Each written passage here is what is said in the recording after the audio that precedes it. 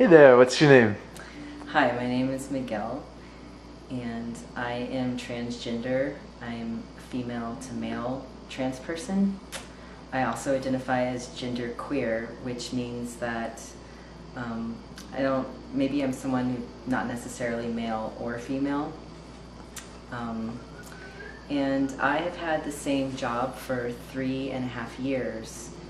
And before I applied for my job, the reason I applied for my job is because I went in and I saw a trans person who was working there who was an FTM, a female to male transgender person who was obviously in the early stage of transitioning. So I knew that it would be a safe place for me to work. And because of that, and because it has been a supportive environment where I work, I've stayed there for the last 3.5 years. But finding a job is something that I've thought about a lot, and it's always a hard process. But when I first realized that I was transgender and was going to begin this process of transitioning and living my life as male by society's standards, I had to really think about, I was really scared actually. I moved from my native Texas and moved to the Bay Area because I knew that it was a more inclusive and safe space for me to be. And I knew that a lot of my friends in Texas had faced discrimination for the way they looked, or for looking gay, or being gay, or queer, or transgender, or just looking not the stereotypical, masculine or feminine in their gender expression. So, for most of us, that's not, some people transition earlier in life, maybe when they're in college, then they don't have to worry about that as much. But if you're working to support yourself like I am, and in my case, I'm saving up money so that I could have surgery, what's called top surgery, a double mastectomy, which I recently had. I needed a job that was safe and secure, where I knew my livelihood wouldn't be threatened.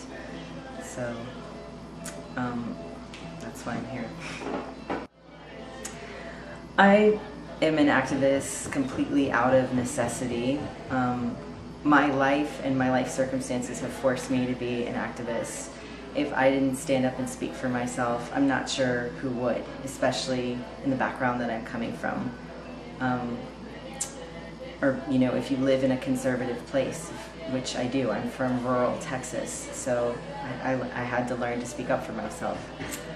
When I think about doing civil disobedience or direct action where I'm putting my body on the line to make a point or to stand up for something, honestly, the first thing I think is, well, why wouldn't I? Because my body already is on the line.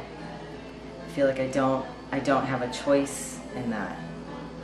Can you say a little bit more about how passing a gender-inclusive employment non-discrimination act would affect the lives of, of trans people or genderqueer people?